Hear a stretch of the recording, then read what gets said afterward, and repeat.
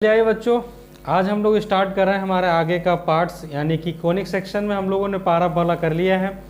कुछ technical problems की वजह से, यानी कुछ टेक्निकल प्रॉब्लम्स आप बोल सकते हो, फिर टेक्निकल सुविधा बोल सकते हो, इंटरनेट्स की कुछ प्रॉब्लम्स की वजह से हम लोग ऑनलाइन क्लासेस नहीं कर पा रहे हैं। लेकिन फिर भी मेरा प्रयास ये रहता है कि मैं आप लोगों तक कंटेंट पहुँचाऊँ, इसलिए मैं आप लोगों को ये वीडियो, रिकॉर्डेड वीडियो जो है वो प्रोवाइड कर रहा हूँ।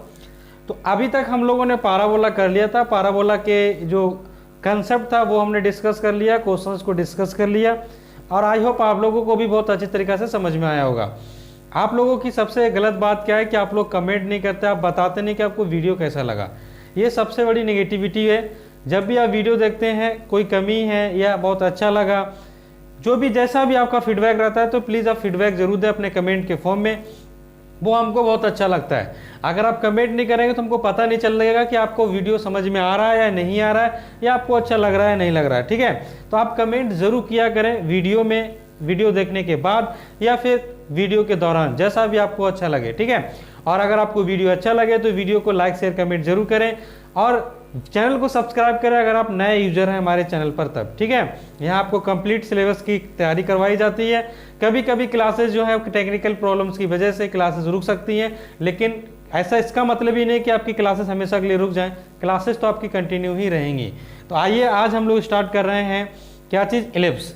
तो मैं सुनकर प्रजापति आप लोगों का आदर्श क्लासेस में स्वागत करता हूँ। चलिए स्टार्ट करते हैं हमारा एलिप्स का पार्ट। तो देखिए, एलिप्स मैंने लिखा है यहाँ पर, ये एलिप्स का कुछ डिफिनेशन है। ठीक है, फिर हम लोग बात करेंगे इसके कुछ जो टर्म्स होते हैं उस पर। तो सबसे पहले इसके डिफिनेशन पे बात करते हैं। क्या लिखा हुआ है? It is the path. Ellipse एक पाथ होता है, ठीक है, जो ट्रेस्ड किया जाता है। ट्रेस किया जाता है किसके द्वारा? किसी पॉइंट के द्वारा वो मूव करता है ना। वो मूव करेगा एक प्लेन में। किस प्रकार मूव करता है? इस प्रकार मूव करता है कि उस पॉइंट का डिस्टेंस, ठीक है, उस पॉइंट का distance from two fix point, है ना, उस पॉइंट का distance from two fix point कैसा हो? कांस्टेंट हो। कैसा हो? कांस्टेंट हो। ठीक है, उसको जो है हम लोग एलिप्स बोलते हैं। मतलब कि एक पॉइंट के द्वारा ट्रेस किया गया पाथ। ट्रेस कहने का मतलब क्या होता है कि आपने कोई डिस्टेंस कवर की, ठीक है, उस पॉइंट का डिस्टेंस, ठीक है, कोई दो अलग अलग पॉइंट से निकाला गया डिस्टेंस का सम जो है वो कैसा होता है? कांस्टेंट होता है। तब जाकर के उस पॉइंट के द्वारा ट्रेस किए गए पाथ को एलिप्स कहते हैं। जैसे हम लोग पाराबोला में आपको बताया था। ठीक है, पाराबोला में हमने क्या बताया था कि कोई पॉइंट जब किसी, है ना, रास्ते पर या किसी पाथ पर किसी पाथ को ट्रेस करता है, तो उस पॉइंट का distance from the focus of the parabola और from the perpendicular distance of the directrix वो क्या होनी चाहिए थी? इक्वल होनी चाहिए थी। ठीक है, ये आपका कंसेप्ट था वहां पर। लेकिन यहां पर इसने कंसेप्ट क्या लगाया है कि किसी पॉइंट का डिस्टेंस, ठीक है, फ्रॉम टू फिक्स पॉइंट से उसका सम जो है वो कैसा होगा? कांस्टेंट होगा। कैसा होगा? कांस्टेंट होगा। चलिए आइए उस पर बात करते हैं। देखिए, ये है वो आपका पॉइंट, ये है वो आपका पी पॉइंट जो क्या कर रहा है? मूव कर रहा है। ये है वो आपका पी पॉइंट जो वो मूव कर रहा है, और इस पी पॉइंट का डिस्टेंस फ्रॉम द F1 और फ्रॉम द F2 का सम जो है वो कैसा आएगा? आपका कांस्टेंट आएगा। मतलब कि PF1 प्लस PF2, ठीक है, ये कैसा होगा? ये कांस्टेंट होगा। तो कांस्टेंट होने का मतलब क्या हो गया सर? ये कांस्टेंट होने का मतलब क्या है? इसको आप थोड़ा बढ़िया समझा दीजिए। इसका मतलब ये है कि मान के चलिए आप, ये पॉइंट आपका यहाँ पर आ गया, मान के चलिए P1 आया, तो आप यहाँ से यहाँ जोड़ें इसको और यहाँ से यहाँ जोड़ें। ठीक है, फिर उसी पॉइंट को मान के चलिए यहाँ पर आ गया ये पॉइंट आपका, तो आपने यहाँ इसको जोड़ा, ऐसे यहाँ जोड़ा, इसका नाम मान के चलिए P2 है।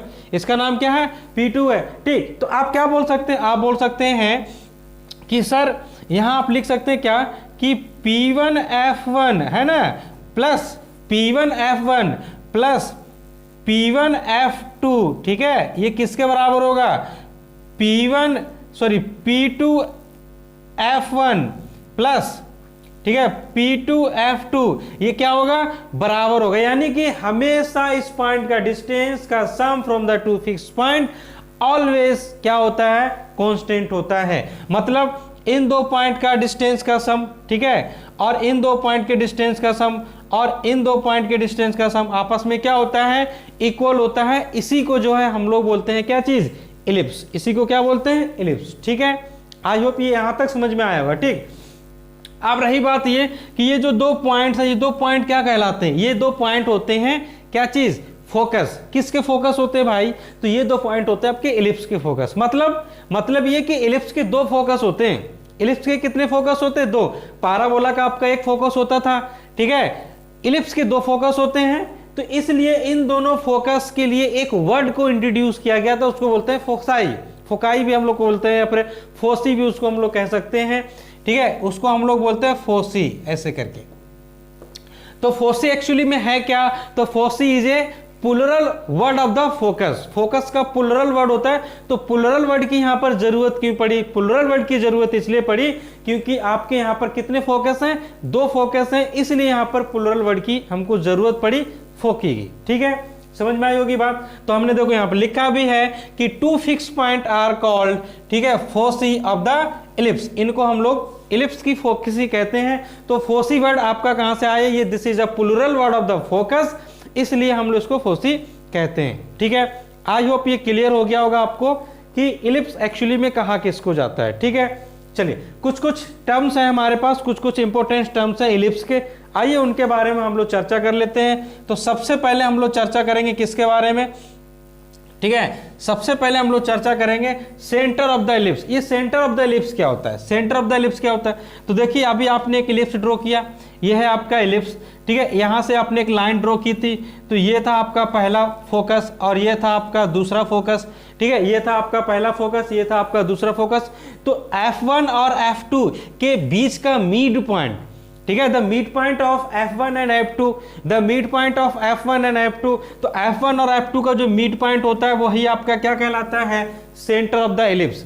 ठीक है, इस मिड पॉइंट को हम लोग बोलते हैं बच्चों, ठीक है, सेंटर ऑफ द इलिप्स। इसको हम लोग इलिप्स का क्या बोलते हैं? सेंटर बोलते हैं। समझ में आई बात? Mid point of the F1 and F2 is called the centre of the ellipse. ठीक है, अब आइए एक्सिस ऑफ द इलिप्स किसको कहा जाता है? ठीक है, एक्सिस ऑफ द इलिप्स किसको कहा जाता है? तो this is the axis of the ellipse. ठीक है, एक एक्सिस कौन सी होगी? जो इलिप्स के फोकस से पास कर रही हो। एक एक्सिस कौन सी होगी? जो इलिप्स के फोकस से पास कर रही हो। दूसरी एक्सिस किसको बोलते हैं? दूसरी एक्सिस आपकी वो होती है जो इस एक्सिस पर क्या हो? परपेंडिकुलर हो, और साथ में कहां से पास कर रही हो? वो आपके सेंटर ऑफ द इलिप्स से पास कर रही हो। ठीक है, वो आपके सेंटर ऑफ द इलिप्स से क्या कर रही हो? पास कर रही हो, उसको कहते हैं हम लोग एक्सिस ऑफ द इलिप्स।